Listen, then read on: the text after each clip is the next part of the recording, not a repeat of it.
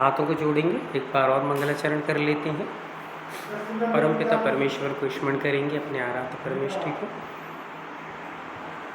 नमो अरिहंताणं, नमो सिद्धाणं, नमो आयरीयणं, नमो वज्रायाणं, नमो लोय सौवशाहूणं। परम पूजनीय पंच परमेष्ठी भगवान की जय। आचार्य गुरुदेव श्री विद्यासागर जी महामृराज की जय।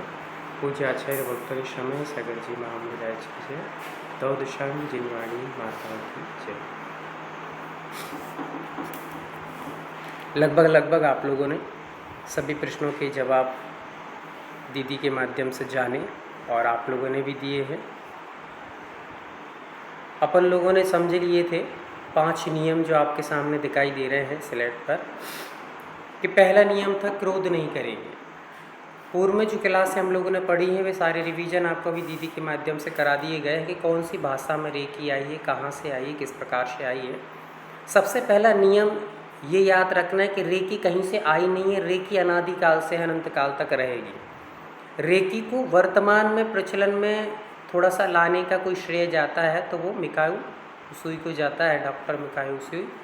बाकी ये सहजता से अनादिकाल से प्रवाहित है, क्योंकि ब्रह्मांड में जो ऊर्जा फैली वो कोई लाया नहीं है, वो अनायास फैली हुई है। महापुरुषों की ऊर्जा अनादि अनंत काल तक फैली रहेगी, कभी नष्ट और व्यय को प्राप्त होने वाली नहीं। ये हमें हमेशा याद रखना है। उसी ऊर्जा से हम किस प्रकार से अपने आप को जनरेट कर लेते हैं, किस प्रकार से अपने आप को एक्टिवेट कर लेते हैं, ये एक अलग विषय बनता है। पानी की तरह आपको बताया था कि पानी जिस प्रकार से यदि गंदगी में मिल जाए तो गंदा हो जाएगा, और यदि वो गंगा में मिल जाए तो गंगा जल हो जाएगा। यदि भगवान के सिर पे गिर जाए तो वो गंधोदक हो जाएगा।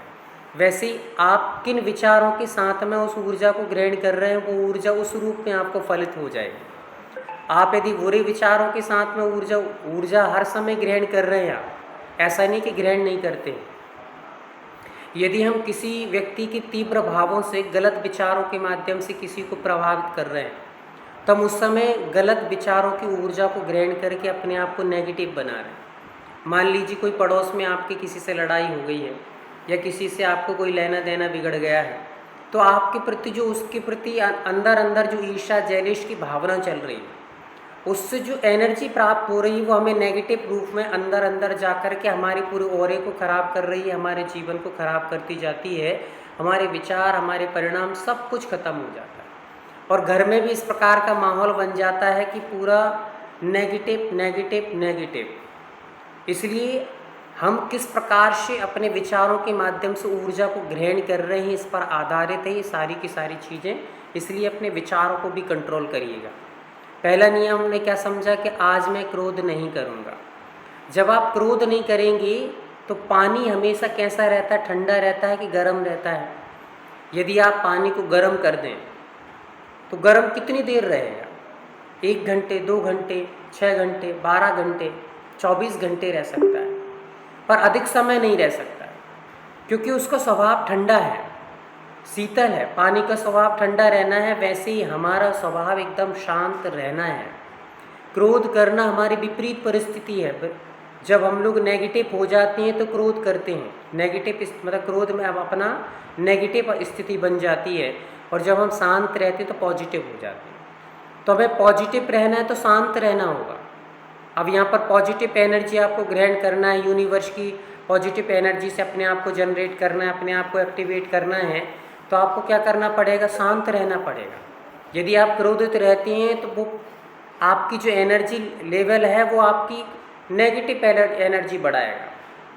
Energy level negative energy level ज़्यादा बढ़ाएगा, क्योंकि पानी का स्वभाव शांत रहना है और व्यक्ति का स्वभाव भी शांत रहना है। पानी ज़्यादा देर गर्म नहीं रह सकता है, वैसे ही व्यक्ति ज़्यादा देर गर्म रहेगा तो उसको नेगेटिव एनर्जी आएगी। समझ में आ रहा है? इसीलिए यहाँ पर पहला सिद्धांत बताया गया कि आज मैं क्रोध नहीं करूँगा। ठीक है। दूसरा, आज मैं चिंता नहीं करूँगा। चिंता भी नहीं करना है। चिंता करने से भी अनेक प्रकार की विकृतियाँ आती हैं। रात दिन हम लोग अंदर अंदर घुटते रहते हैं, अंदर अंदर पीड़ित परेशान रहते हैं। अरे ऐसा नहीं हुआ, ऐसा हुआ, ऐसा नहीं हुआ, ऐसा हुआ। आपको पता है कि ये चिंता करने से चिंताएं और वृद्धिगत होती हैं। चिंता एक ऐसी जड़ है, जितनी बोओगी उतनी बढ़ेगी। समझ में आ रहा है? ये कम होने वाली नहीं है। आप सोचें कि चिंता करने से चिंता कम हो जाएगी, चिंता बढ़ेगी। जिस चीज़ को आप बार बार याद करोगे वो बढ़ेगी ही, घटने वाली नहीं है। किसी चीज़ की चिंता करोगे तो वो चिंता बढ़ने ही वाली है, घटने वाली नहीं है। पेड़ में पानी बार बार दोगे तो पानी उसको बढ़ने वाला है। वैसे ही आप अपनी चिंता को बार बार बुला रहे हैं, चिंता चिंता चिंता चिंता चिंता, तो वो चिंता ही चिंता हो रही है। आप चिंता की विपरीत चिंतन में जाइए थोड़ा सा, तो चिंतन में जाएंगे तो चिंता हट जाए। जहाँ से मन हटा दोगे वो व्यक्ति घर से चला जाएगा। अतिथि घर में आया है, आप बार बार उसका नाम लोगे, बार बार उसको याद करोगे तो वो रुका रहेगा। आप उसकी तरफ देखोगे ही नहीं, आप बात ही नहीं करोगे, उससे बोलोगे ही नहीं, तो वो कितनी देर ठहरेगा? कितनी देर ठहर सकता है बताइए आप? जिस व्यक्ति से आप बात नहीं कर रहे हैं, कोई मेहमान आपके घर में आया, बात ही नहीं करते, आप देखते ही नहीं हैं, उसके बारे में बोलते ही नहीं हैं, तो ज़्यादा देर ठहरने वाला नहीं है। वैसी ही चिंता के साथ में है। आप चिंता को बार बार याद कर रहे हैं, वही चल रहा है, तो वो तो चिंता भाई रुकी कि मुझे इतना याद किया जाता तो मैं क्यों जाऊँ इस घर से। जिस घर में मुझे बार बार याद किया जा रहा है उस घर से मैं क्यों जाऊँ?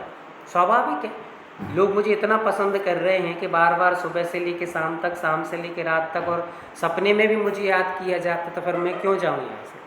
स्वाभाविक है।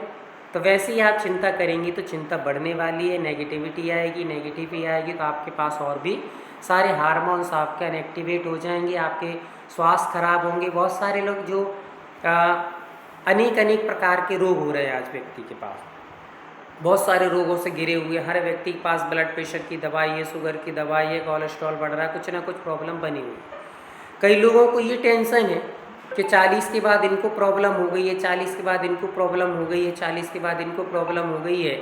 मैं 40 का हो गया, मुझे तो कुछ हुआ नहीं है, मुझे तो कुछ हुआ नहीं, तो वो इस टेंशन में पड़ा हुआ है।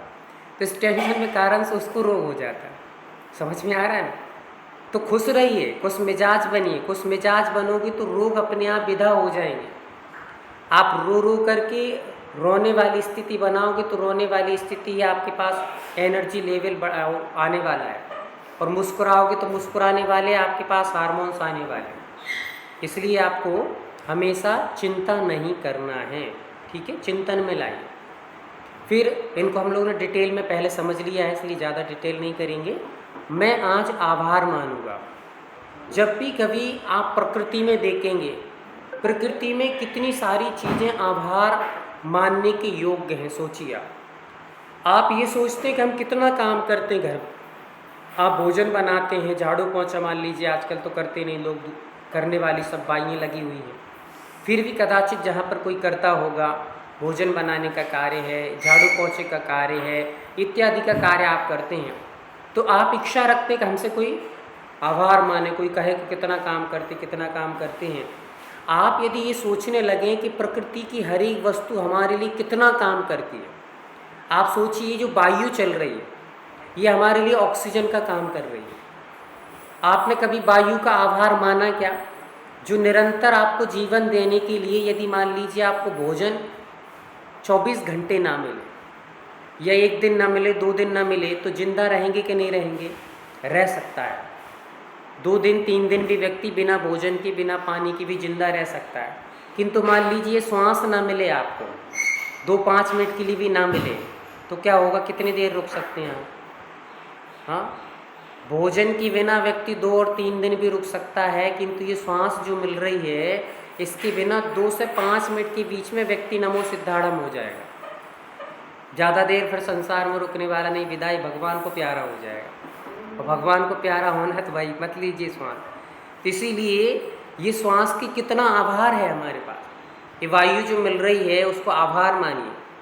आभार करते ये नहीं भगवान की तरह पूजिए, पर इसने अपने लिए जीवन दिया है तो उसका आभार मानिए। जिस चीज़ का हम आभार प्रस्तुत करने लगते हैं वो अपने आप में हमारे लिए एक नेगेटिविटी लेकर के आती है, पॉजिटिविटी लेके आती है। पॉजिटिव अपने आप में हार्मोन्स को एक्टिव करती है, इसलिए वायु का आभार मानिए।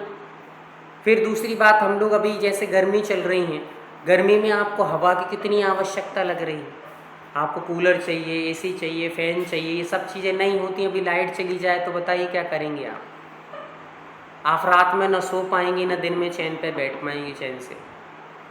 तो ये हवा का कितना मूल्य है, कितना आभार हमारे जीवन में है, इस पर ध्यान दीजिए आप।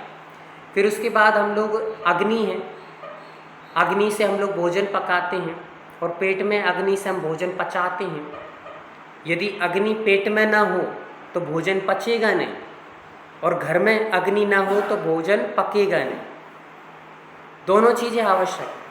अपन कहते हैं ना जठराग्नि तेज होना चाहिए भोजन पचाने के लिए, तो जठराग्नि मतलब अग्नि है वहाँ पर। अभी अपन लोग जब साथ वो पढ़ेंगे चक्रास को, तो वहाँ पर अग्नि कहाँ पर होती है, नाभि में अग्नि होती है। तो अग्नि नहीं होगी तो जठराग्नि नहीं होगी तो भोजन पचने वाला नहीं है, और घर में अग्नि नहीं होगी तो भोजन पकने वाला नहीं। इसलिए अग्नि का कितना बड़ा आभार है। आप ये लाइटें जला करके बैठे हुए हैं, यदि लाइटें नहीं होती तो आप जिस इंटरनेट पे बैठ करके, अभी घर पे बैठ करके आप लोग सारी सुविधाओं के अनुसार पंखा सब कुछ में बैठ करके आप बढ़िया आराम से सुन पा रहे हैं, है ना, अच्छी अच्छी बातों को ग्रहण कर पा रहे हैं, अपने उपयोग को लगा पा रहे हैं, बुरी चीज़ों से बच पा रहे हैं, हम लोग अशुभ चीज़ों से बच पा रहे हैं, शुभ क्रियाओं को कर पा रहे हैं। बहुत सारी क्लास अपन लोग ज्वाइन कर लेते हैं, धर्म ध्यान में लग जाते हैं, कभी भी खाना पीना बनाते भी अपन लोग भगवान के भजन आदि सुन लेते हैं। तो ये सारी चीज़ें किसके अनुसार कर पा रही है, लाइट हमारे पास, प्रकाश अग्नि है हमारे पास। तो अग्नि नहीं होती तो फिर क्या होता, इसलिए अग्नि का आभार है। फिर उसके बाद जल, सुबह से उठते ही हमें जल चाहिए। सुबह से पहली चीज़ उपयोग में क्या आती है, जल आती है। आपको सुबह से ही मुंह धुलना है, जल चाहिए, आपको ब्रश करना है, जल चाहिए, नहाना है, जल चाहिए, पीना है, जल चाहिए, आपको चाय बनाना है तो जल चाहिए। हर चीज़ के लिए जल की आवश्यकता होती है। तो जल कितना आवश्यक है, ये 5 एलिमेंट्स हमारे लिए बहुत आवश्यक होते हैं, इनका आभार कहिए। प्रकृति की हर चीज़ का आभार है। ये आभार मानने से व्यक्ति के अंदर नम्रता, सरलता, सहजता आती, अहंकार का विनाश होता है। जितनी जितनी चीज़ों का, हर एक चीज़, जब भी कोई व्यक्ति कोई भी काम कर दे, थैंक यू भैया, धन्यवाद भैया, बहुत बहुत आभार आपका, ये कहिए आप, तो सामने वाला आपसे अट्रैक्ट होगा, प्रेम वात्सल्य का संचार होगा, साथ में आपके अंदर बहुत ही एक अंदर से पॉजिटिव एनर्जी निकलेगी। आप अपने आप में सबके आकर्षण के केंद्र बन जाएंगे। खुद आपके ऐसा ओरा क्लियर हो जाएगा और आपको बहुत अपने आप में फील अच्छा होने लगेगा। आप नम्रता, सरलता से बच जाओ। अकड़ अपने अंदर जो रहती है, अकड़ के कारण व्यक्ति के अंदर जो नेगेटिव एनर्जी आती है, उस नेगेटिव एनर्जी के कारण से व्यक्ति कभी भी अपने हार्मोन्सों को एक्टिवेट नहीं कर पाता और शरीर के रोगों की क्षमता को मतलब रोकने वाली क्षमता को मंद कर लेता है। आज हमारे पास ये क्रोध, मान, माया, लोभ, ये 4 की प्रवृत्ति अधिक बढ़ने के कारण से हमारी क्षमताएं, रोग को निरोध करने वाली क्षमताएं घट गई। रोग निरोध करने वाली क्षमताएं घट गई हैं। हमारा ओरा नेगेटिव हो चुका है। अभी ओरा का अपन चर्चा करेंगे, ओरा क्या चीज़ होती है, आने वाला जस्ट के बाद। तो अपना तीसरा नियम क्या है, मैं सबका आभार मानूंगी या मानूंगा। कोई भी छोटा भी कार्य करेगा, बच्चा करे, बड़ा करे, पति करे, पिता करे, पुत्र करे, सुबह से उठ कर के सबसे पहले अपन को उठते ही क्या कर लेते हैं अपन लोग, मोबाइल है मंदिर और व्हाट्सएप है देवता। तो सुबह से अपन लोग मंदिर में जा कर के व्हाट्सएप देवता के दर्शन प्रारंभ कर देते हैं। करते कि नहीं करते हैं?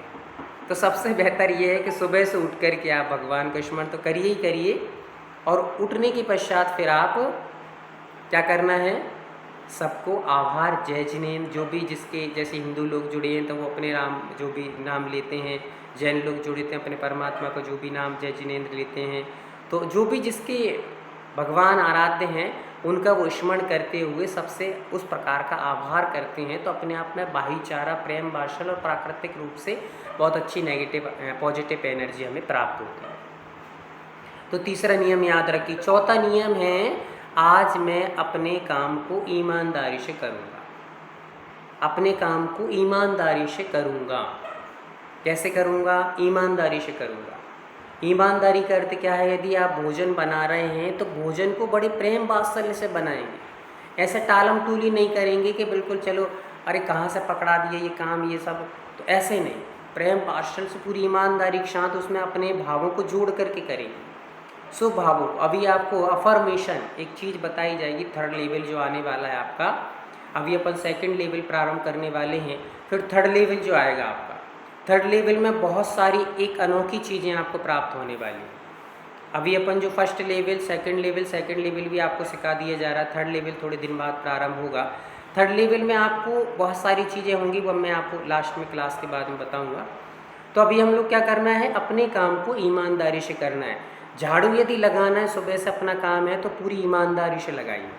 ईमानदारी का अर्थ ये है कि आप जीवों को देखते हुए व्यवस्थित तरीके से करिएगा, पूरी चीज़ व्यवस्थित, मतलब जो करना चाहिए जैसे उस तरीके से करिएगा। आपको भोजन बनाना है, चाय बनाना है, इत्यादि बनाना, तो पूरे भावों के साथ में बनाने का प्रयास कीजिएगा, ताकि ईमानदारी इसी को कहते हैं। अन्यथा आपने बुरे भावों के साथ में ज़बरदस्ती कोई चीज़ बनाकर दे दी है तो वो हमारे नेगेटिव एनर्जी का कार्य उसमें चला गया, और जो भी खाएगा उस भोजन को या पानी पिएगा या अफर्मेशन, आपने पानी भरते भरते गुस्से में पानी किसी को दे दिया तो उसमें कौन से अफर्मेशन हो गया, कौन से एनर्जी उसमें जनरेट हो गई है, नेगेटिव एनर्जी। अब वो सामने वाला पिएगा तो आपके प्रति बिहेव कैसा करेगा, आपका दिया हुआ पानी पीने से उसके अंदर कोई अच्छी एनर्जी आने वाली नहीं है, आपके प्रति आभार आने वाला नहीं है, आपके प्रति और गुस्सा ही आएगा उसको। चलो ले जाओ, कोई बड़ी बात नहीं है, पानी दे दी तो कौन सी बड़ी बात होगी, आपसे आभार नहीं कहेगा। किंतु आप यदि प्रेम से उसको बड़े ही आदर्श के साथ में पानी देते हैं आदि करते हैं तो वो भी आपके प्रति आदर सम्मान से भर जाए। मान लीजिए आप टीचर हैं, क्या है, टीचर हैं या डॉक्टर हैं, या आप घर में माता पिता हैं, दादा दादी हैं। जब भी कभी आप मानिए कि डॉक्टर से एक एग्जाम्पल लेते हैं, डॉक्टर का ले लीजिए। डॉक्टर जैसे क्लिनिक पे जाएगा जहाँ पर सारे के सारे पेशेंट लेटे हुए हैं, पेशेंट बैठे हुए हैं, यदि मान लीजिए जैसे ही डॉक्टर ने अंदर प्रवेश किया, एंट्री की क्लिनिक में, और जाते ही उसने यदि बड़ी ही विनम्रता से हंसते हुए, चेहरे पर मुस्कुराते हुए सबका अभिवादन किया, तो जितने रोगी वहाँ पर बैठे हुए हैं, जितने पेशेंट वहाँ पर बैठे हुए हैं, वे रो करके उससे अभिवादन करेंगे या प्रसन्नता पूर्वक करेंगे, बताइए। जैसे ही डॉक्टर की प्रसन्नता को देखेंगे तो सब लोग भी प्रसन्न हो जाएंगे, उनके आधा रोग तो यूं ही ठीक हो जाएगा कि हमारे डॉक्टर साहब बहुत बढ़िया है। और आपने अरे चलो जल्दी करो जल्दी करो, हाँ जल्दी, तो वो डॉक्टर ने भले ही उसकी औषधि कर दी है, दवाई कर दी, उसका ट्रीटमेंट कर दिया, पर वो जो मरीज है वो उसको दुआ दे के जाने वाला नहीं है, अरे कैसा डॉक्टर है, बेकार बोलता है, भाषा ठीक नहीं है, सब ठीक नहीं है, तो आपको वो दुआएं दे के जाने वाला नहीं। भले ही आपने उसका उपचार कर दिया, फ्री में भी कर दो आप, पर ये प्रेम के 2 शब्द आपने नहीं दिए हैं तो वो आपके प्रति अच्छे भाव नहीं बना पाएगा। इसीलिए डॉक्टर यदि हैं तो आप प्रेम से 2 मीठी बात कर लीजिए, आप मुस्कुरा करके सबका अभिवादन कीजिए, आप सब कैसे हैं, बस इतना आपने मुस्कुरा कर कह दिया तो सारे के सारे जितने रोगी वहाँ बैठे हैं आपको दिल से दुआ देंगे। तो आपके पास कौन सी पॉजिटिव एनर्जी आई, सामने वालों को आपसे पॉजिटिव एनर्जी मिली, ये सीखिए। आप एक टीचर हैं, कक्ष में पढ़ाने बच्चे जाते हैं, बच्चों को जाते हैं अपन, और जाते ही अपन जैसे ही पहुँचे जाकर के तुरंत अपन ने कहा कि सब बच्चे कैसे हैं, मुस्कुरा करके कह दीजिए आप, सारे बच्चे खिलखिला करके या मुस्कुरा करके कहेंगे हम सब ठीक हैं। तो आपका जो एक्सप्लेन आप जैसा करेंगे वैसा रिप्लाई आपको मिलने वाला है। आप घर में माता पिता हैं या बच्चे हैं, बड़े हैं, जो भी हैं, आप किसी से भी मिलते हैं, सुबह से मिलकर के प्रेम से उनसे जय जिनेंद्र मुस्कुरा कर कहिए, और जो भी अभिवादन के शब्द वो कहिए तो वो भी आपको मुस्कुरा करके अभिवादन करेंगे। कभी कभी तो ऐसा होता है अपन पास में रह रहे हैं पर किसी से एक दूसरे आपस में आप अभिवादन नहीं करते, पड़ोस के से कर लेंगे पर घरकों से नहीं कर पाएंगे। बच्चे ने पिताजी से कितने दिन से जय जिनेंद्र नहीं कहा और पड़ोस में जाके मंदिर में सबसे जय जिनेंद्र करते फिरते हैं। तो ऐसा नहीं, आप अपने घर से प्रारंभ करिएगा और प्रेम वात्सल्य से आप इस प्रकार से व्यवहार बनाएंगे, ये ईमानदारी से काम करना है। समझ में आ रहा है? तो इस प्रकार से आप करिएगा, बहुत आपको रिलैक्स और आनंद मिलेगा। आज मैं सब जीवों पर दया करूँगा। 5वां नियम कौन सा है? आज मैं सब जीवों पर दया करूँगा। एक छोटी सी चीज़ और मैं आपको बता दूँ, जैसे काफ़ी सारे लोग मंदिर जाते होंगे, यहाँ पर जो बैठे हैं आप मंदिर जाते हैं और मंदिर जाते ही जब मंदिर से घर वापस लौट कर आप आते हैं, तो मंदिर से घर जब आप वापस लौट कर के आएँ, सभी लोग थोड़ा सा वीडियो ऑन करके रखेंगे तो अपन एक दूसरे से एनर्जी मिलेगी। इससे भी आपको, आप यदि ऐसे जुड़ते हैं तो आपको भी यहाँ से एनर्जी मिलेगी और आपका ऑरा क्लियर होगा। जो सुनाई जा रही पॉजिटिव बातें वो आपको एकदम सीधी सटीक, जैसे कहते हैं ना आँख से आँख शरीर जो एकदम मिलता है, तो पॉजिटिव एनर्जी का संचार होता है। अब आप वहाँ पर क्या कर रहे हैं, सो रहा है, उठ रहा है, बैठ रहा है, चल रहा है, तो आपसे इतना वो नहीं होगा। इसलिए आप अपने अपने वीडियो को जितना हो सके ऑन रखने का प्रयास कीजिए। आगे चलते हैं। मंदिर से आप घर जाते हैं और घर में जाकर के जैसे मंदिर से माँ घर में पहुँची और माँ को बच्चे ने देखा या पति ने देखा या पुत्र ने देखा, जैसे ही बच्चे ने माँ को देखा आते ही मंदिर से, और माँ के चेहरे पे प्रसन्नता है, खुशी है, आनंद है, तो बच्चा ये कहेगा कि वास्तव में माँ बहुत खुश होके आती है मंदिर से, बहुत प्रसन्नता लाती है। आप मंदिर से बाहर निकले और कोई आपको देखे तो आपके चेहरे पे ऐसी प्रसन्नता होना चाहिए कि सामने वाला देखकर समझ जाए कि भाई मंदिर में बहुत खुशियाँ मिलती हैं, खुशियों का खजाना है। आप मंदिर से निकले और मुंह बना करके आ रहे हैं तो सामने वाला कहेगा भैया मंदिर में तो बहुत मारा पीटी होती है कि ये मुंह बना कर आ रहे हैं। ऐसा मुंह बना के आएंगे तो सामने वाले कहेगा ऐसे मंदिर से तो हम दूर घर में ही बढ़िया है। इसलिए आप क्या लेकर के आ रहे हैं, कहाँ से आ रहे हैं, ये आपको फोकस करना बहुत आवश्यक है, जानना बहुत आवश्यक है। ठीक है, तो ये 5 नियम अपने हैं। आज मैं सब पर दया करूँगा।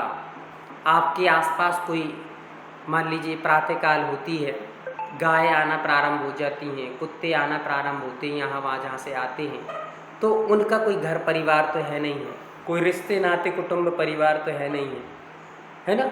आप सोचिए कि गाय एक ऐसी चीज़ है जो संसार का सबसे बड़ा पॉजिटिव एनर्जी का संचार का केंद्र है। गाय क्या है, सबसे बड़े पॉजिटिव एनर्जी का संचार का केंद्र है।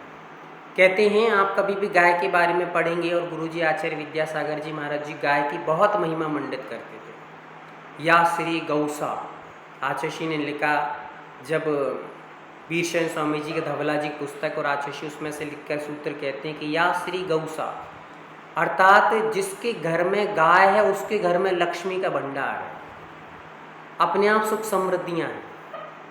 तो गाय की यदि गला जो रहता है, गले में जो लटकी रहती है एक वो जैसे देखी होगी आपने, उस पर यदि हम हाथ फेरते हैं उल्टा तो हमारा ब्लड प्रेशर लो हो जाता है। लो मतलब लेवल पे आता है, और जिसका लो होता है वो यदि इस प्रकार से फेरे तो लेवल पे आता है। गाय की हर एक चीज़ बहुत एनर्जेट होती है। गाय के पास 2 मिनट बैठिएगा आप तो आपके अंदर अपने आप पॉजिटिव एनर्जी आएगी। गाय का अपने आप में बहुत पॉजिटिव चीज़ होती है, गाय का दूध पॉजिटिव होता है।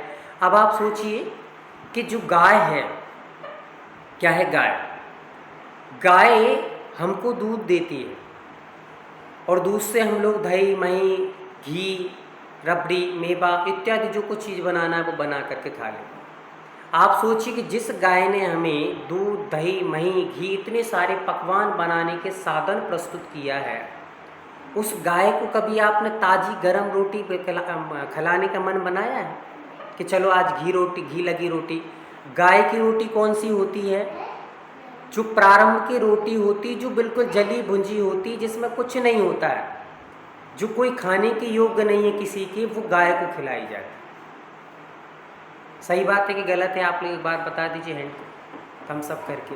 अब आप सोचिए कि जिस गाय ने आपको ऐसी चीज़ दी है जो हमारे तत्वों को वृद्धि करता है, शक्ति देता है, साहस देता है, बल देता है, शरीर को समृद्धशाली बनाता है, ऐसी गाय को एक रोटी भी हम लोग व्यवस्थित तरीके से नहीं खिला सकते। गाय की रोटी मतलब जो कचड़ा है उसको गाय की रोटी कहा जा रहा है। ये कौन से महापुरुष ने सिद्धांत बनाया मुझे तो समझ नहीं आता कि जो सड़ी सड़ाई रोटी है, जो जली जलाई रोटी है, वो गाय की रोटी है।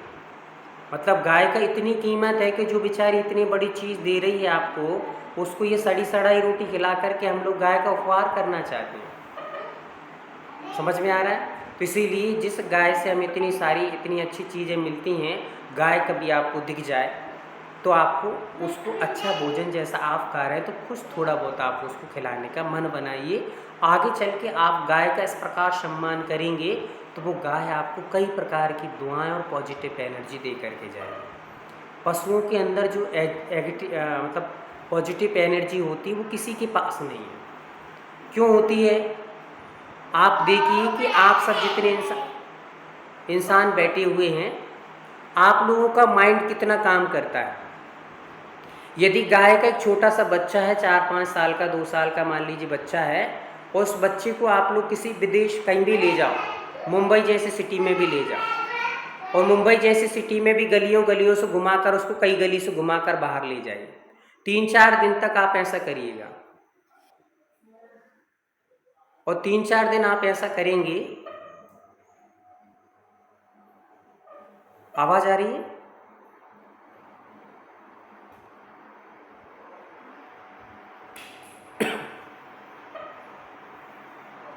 आवाज़ आ रही है सभी को?